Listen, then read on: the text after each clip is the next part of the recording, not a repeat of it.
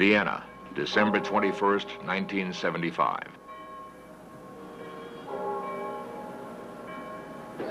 The Organization of Oil Exporting Countries, OPEC, is meeting to once again raise the price of oil. Recreated here is one of history's boldest terrorist operations. Ilich Ramirez Sanchez, alias Carlos, with his gang, quietly enter OPEC headquarters.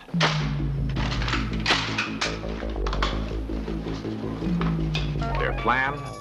Hold the powerful oil ministers hostage and kill the two most important members, the oil minister of Iran and of Saudi Arabia. Who is Carlos? How did he dare dictate terms to OPEC and become the most wanted man in the world?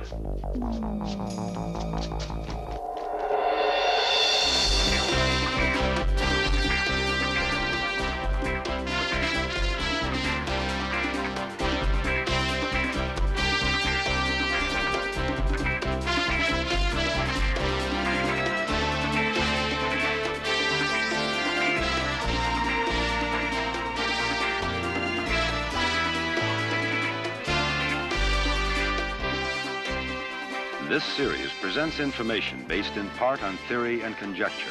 The producer's purpose is to suggest some possible explanations, but not necessarily the only ones, to the mysteries we will examine. 4 days before Christmas, 1975, Vienna was quiet. It is Sunday. Guten Morgen, OPEC. Yeah? Even so, members of OPEC are in conference at their headquarters. Hello? A receptionist is on duty outside the conference room. Yeah. Security? Only 2 aging Austrian policemen. After all, who would attack OPEC? Less than a mile away, a squad of Einsatzkommando, Austrian anti-terrorist police, is on duty. This unit has been in existence since the Munich Olympic murders of 1973. Christmas carols take the place of crime reports on the radio. The only conflict, Black Knight takes Queen's Rook. Carlos' attack on OPEC headquarters is recreated.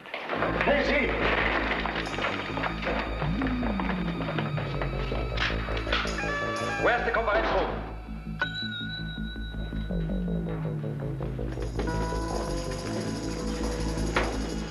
Are you a policeman? Yes. Hallo, es wird hier geschossen. Hallo. The receptionist tries to call police. Geschossen. Hier ist OPEC. Hier wird geschossen. Hallo. Hallo, hier ist OPEC. Es wird geschossen. Carlos was trained by Soviet KGB agents in Havana and Moscow. He taught his followers that intimidation is a powerful terrorist tool.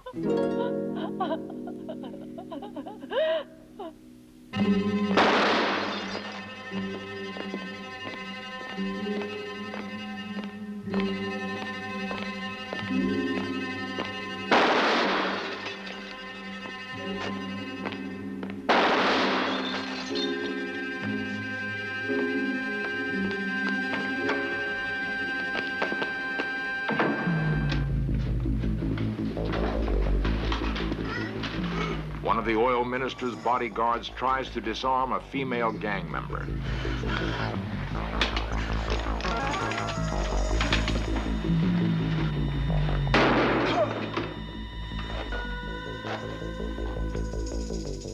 Mischance keeps making the operation bloodier.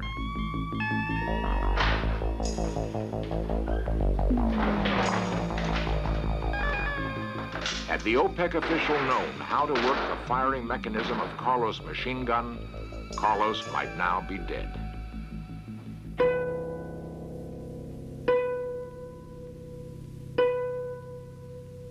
The conference room, now a prison for the hostages, is mined with plastic explosives.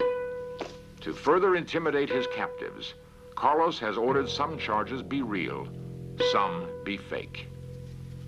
But which terrified prisoner will risk his life to find out? Down! Get down! Everybody down!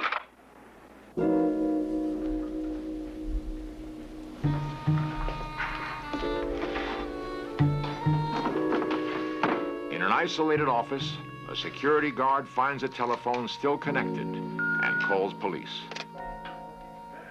OPEC Überfall. Sie schießen mit Maschinenpistolen. Sie schießen mit Maschinenpistolen! Wie? Maschinenpistolen? OPEC, ja, wir kommen, ja, ja. Dispatchers alert the Einsatzkommando.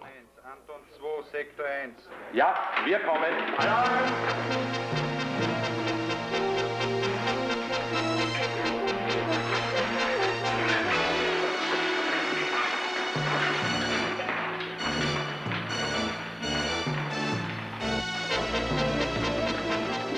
By day's end, 500 armed men would surround the OPEC headquarters. As the commando squad races toward OPEC, Chancellor Kreisky is summoned to Vienna from holiday to negotiate with Carlos. Carlos knows he's in a strong bargaining position. He holds 62 hostages at gunpoint in the conference room. But still, no one knows what Carlos wants. By now, the police are in the building. The terrorists open fire on the commandos. A 20-minute firefight ends in stalemate. The police pull back.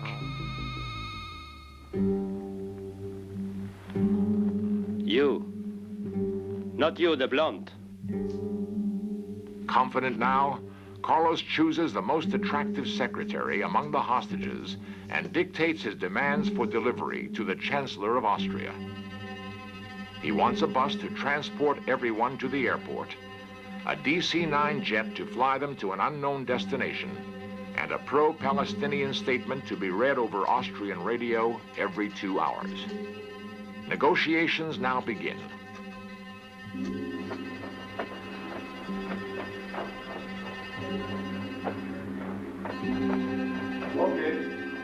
An Iraqi diplomat acts as go-between for Carlos and Chancellor Kreisky.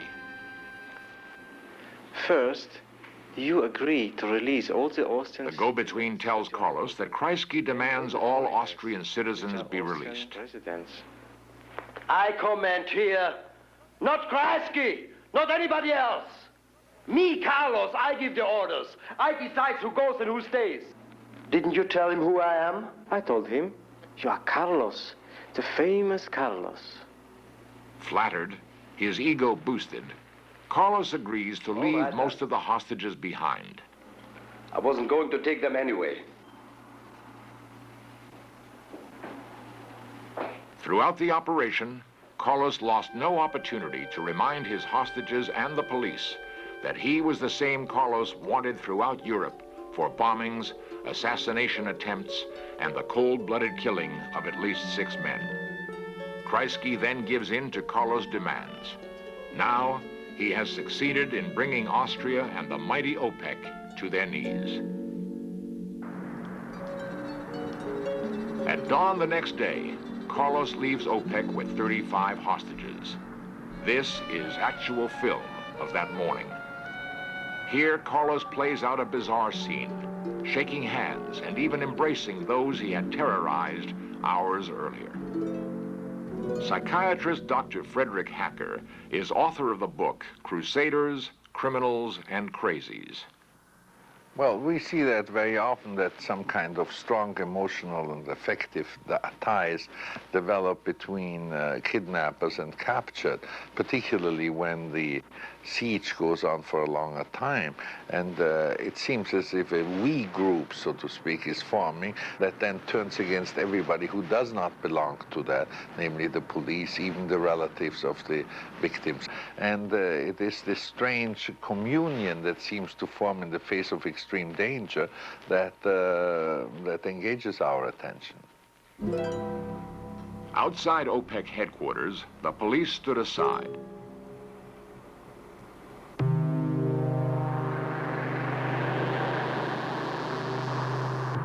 The bus left for the airport where the DC-9 was waiting.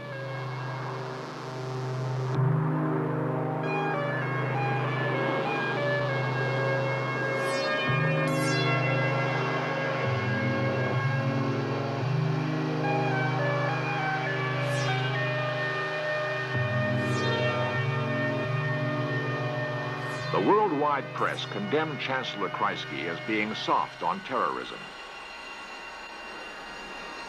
Had Kreisky refused to yield, how many hostages would Carlos have killed? From the moment he started to deal with me, there had been already 3 killed people in the building and a lot of destruction. More proof for his will to kill hadn't been necessary for me. The Iraqi go-between in negotiations was also convinced Carlos was capable of mass murder. And as they described to me how they killed the people, they was laughing. They was very cool. In Algeria, Carlos was persuaded to ransom the oil ministers of Iran and Saudi Arabia rather than kill them. The reported price, $1 million each. Carlos became a millionaire. This infuriated his terrorist friends, who saw him now as a mercenary with few ideals that couldn't be bought.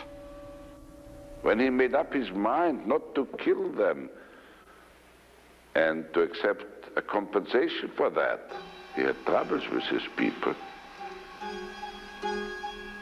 This film, taken at Algiers airport, is the clearest record of Carlos that exists. That's him breaking away, answering a call from the plane. It was Christmas Eve, 1975, the last time Carlos was photographed. Since that day, international police sources, including Israeli intelligence, say that Carlos has not retired with his money. On the contrary, it is believed that he took an active role in planning the hijacking of the Air France airliner to Entebbe, Uganda, and that he escaped death again because he was in Libya directing operations when the Israeli commandos saved the hostages. Since the OPEC operation, Interpol, studying pictures and handwriting, has linked Carlos to years of terrorist crimes in Europe.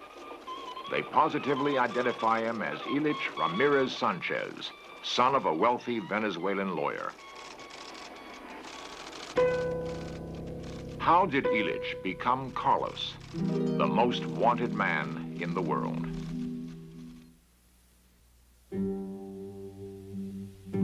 It had been a fast and bloody rise in the underworld of international terrorism for Carlos. After OPEC, at age 26, he was the acknowledged ringmaster of terrorism in Europe. Who is Carlos, and how did he achieve his infamous reputation? Few sons have been fashioned by their fathers as completely as Carlos. He grew up as the pampered son of a devout communist. In business affairs, however, Dr. Jose Sanchez is a capitalist, having made millions in real estate. He is now retired to the small village of San Cristobal in the Andes. This rare film of Dr. Sanchez was taken over his protest.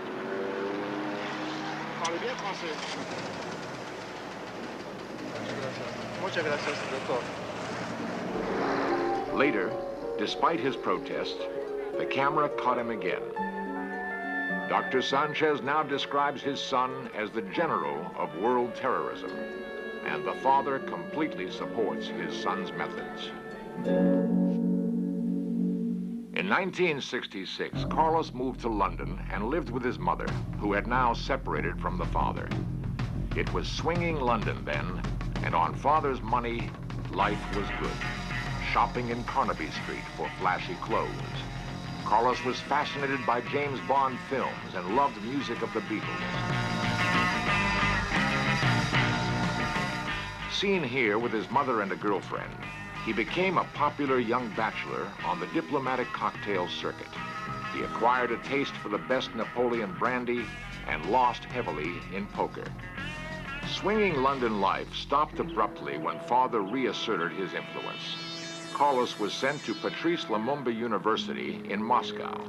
He studied terrorism for 2 years. Then, the playboy habits Carlos learned in London appeared to annoy his Russian hosts. He was expelled. From Moscow, the Carlos Trail leads to Palestinian training camps in Lebanon and Jordan. In camps like this one, Carlos was trained in the use of terrorist weapons. Sitting among his classmates from a dozen countries, it is here the alias Carlos Martinez was first used by Ilich Ramirez Sanchez. The name stuck, and the transformation from Ilich the student to Carlos the terrorist was completed. He went to work for the Palestinians. His first assignment, deliver machine guns and grenades to the fanatic Japanese Red Army, who had agreed to attack the passenger lounge at Lod Airport, Israel. The toll, 28 killed, 78 wounded. Police investigations begin to link Carlos with his terrorist crimes. He is identified as the mastermind behind a rocket attack on an Israeli jetliner at Orly Airport, Paris. The rockets missed. The terrorists escaped. All Europe reacted by surrounding airports with troops and tanks, not seen here since the Second World War.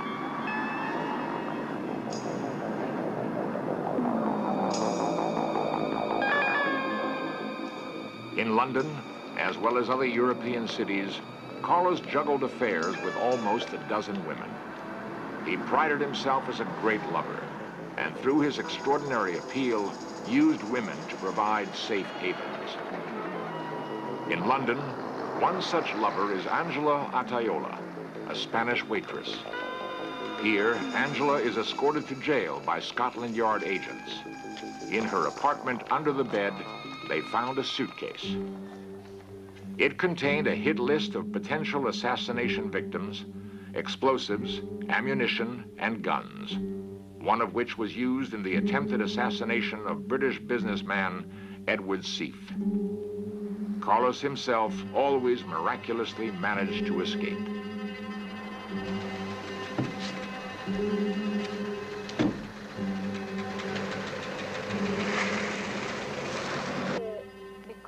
Another girlfriend was Nydia Taban. She was arrested, jailed for a year, and deported to South America. Used and discarded, women are left behind, caught in the police dragnet for Carlos.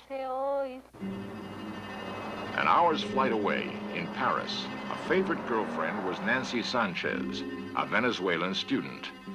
Carlos told Nancy he was a businessman. He spent long hours on her telephone and often went on business trips. Why would some women find a murderer like Carlos appealing? Well, I think that aside from probably being personally attractive, this kind of dangerous life has a kind of heroic attraction to a number of people. I understand movies and television shows are being made about such characters that probably use the same type of charismatic attraction that he also uses in his personal life. A friend of Nancy Sanchez and Carlos was Angela Armstrong, a British secretary.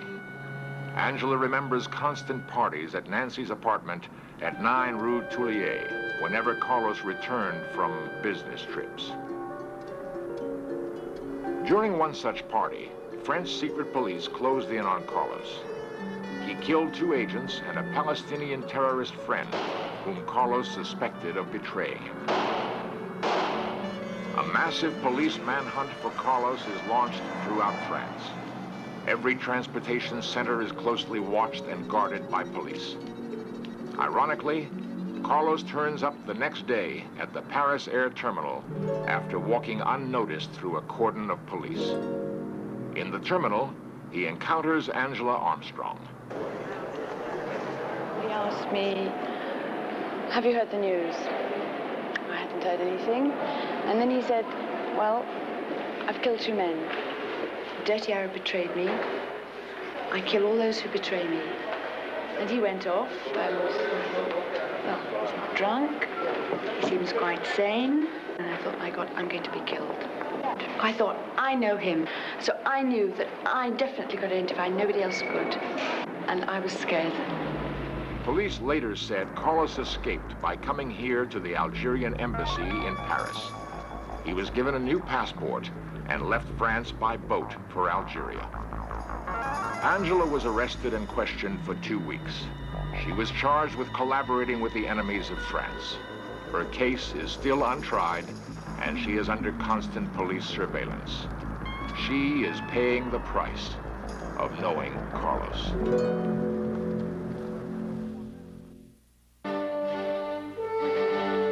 The high cost of combating terrorism is affecting us all. We pay for increased security at airports.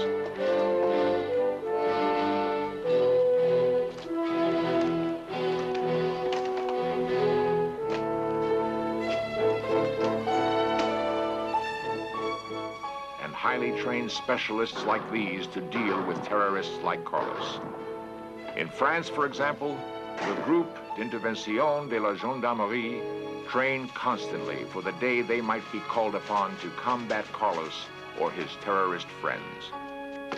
Anti-terrorist squads are on round-the-clock alert, not only in France, but in the United States, Britain, West Germany, and Israel as well. They are constantly spending money to develop new weapons and tactics. To a man, they believe it is not a question of whether Carlos will strike again, but when, where, and how.